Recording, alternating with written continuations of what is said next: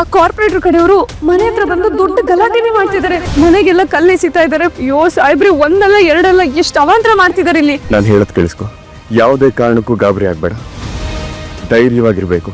ನೋಡಿ, ಇಷ್ಟು ದಿನ ಎಷ್ಟೋ ಜನ ಪ್ರೂವ್ ಮಾಡ್ಕೊಂಡ್ಬಿಟ್ಟಿದ್ದಾರೆ ಅವ್ರು ಧೈರ್ಯಶಾಲಿಗಳಂತ.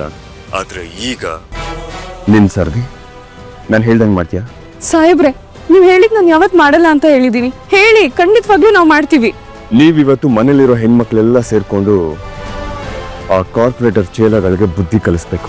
ಈಗ ನಮ್ಮ ಮನೆಯವ್ರನ್ನ, ನಮ್ಮನ್ನ ನಂಬ್ಕೊಂಡು ಬಂದಿರೋ ಸ್ಪಂದನನ ಕಾಪಾಡೋ ಜವಾಬ್ದಾರಿ ನಾನೀಗ ನಿನಗೆ ಕೊಡ್ತಾ ಇದ್ದೀನಿ. ಇದನ್ನ ಧೈರ್ಯವಾಗಿ ನಿಭಾಯಿಸ್ತೀಯಾ? ಖಂಡಿತವಾಗ್ಲೂ ಕಾಪಾಡ್ತೀನಿ ಸಾಹೇಬ್ರೆ, ನನ್ ಪ್ರಾಣ ಕೊಟ್ಟಾದ್ರು. ನಿಮ್ಮ ಜೊತೆ ನಮ್ಮ ಕತೆ, ನಿಮ್ಮ ಜೊತೆ